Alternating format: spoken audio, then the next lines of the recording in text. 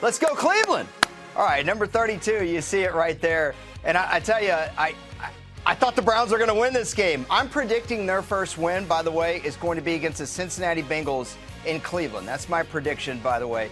Jacksonville looked horrible, absolutely horrible. And I know we're several days away from that game now against the Titans, but it was awful. Let's look, though, at 24 through 17, where we can get to some teams that are contending a little bit more. You know, Kay, I think we're all waiting for the Bengals to turn it on, and I don't think it's going to happen. I think this is an 8-8 football team at best.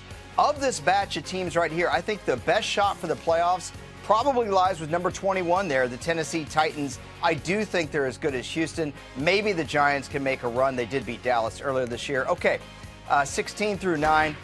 Couple interesting teams to point out here. Obviously, the Lions just beat the Redskins. I kept that integrity of the head-to-head matchup. I try to do it where I can.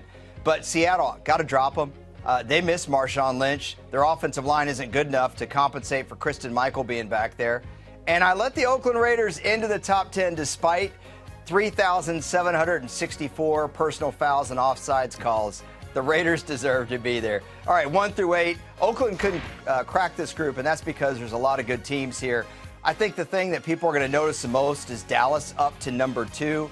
And my number 1 finally didn't lose.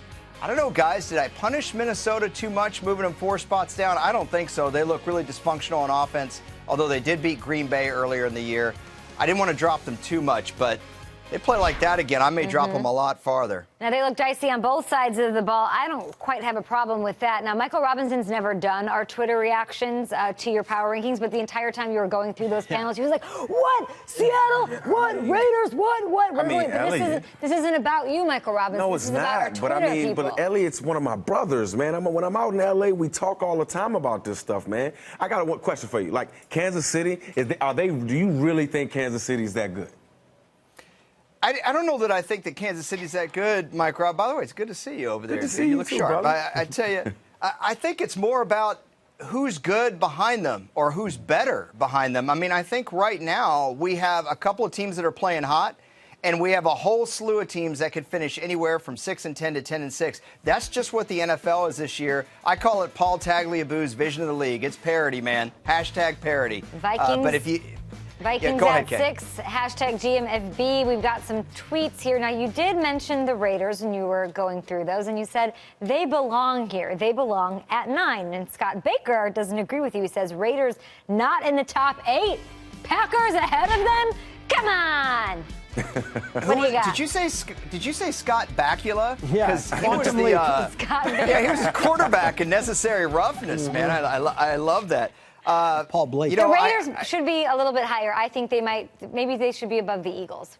Some might say. Kay, here's the problem. The Eagles are a lot better team overall than the Raiders. If we're talking about team balance, the Raiders have trouble running the football. Their defense isn't good, and their team discipline is probably the worst. But their quarterback mitigates it all. All right.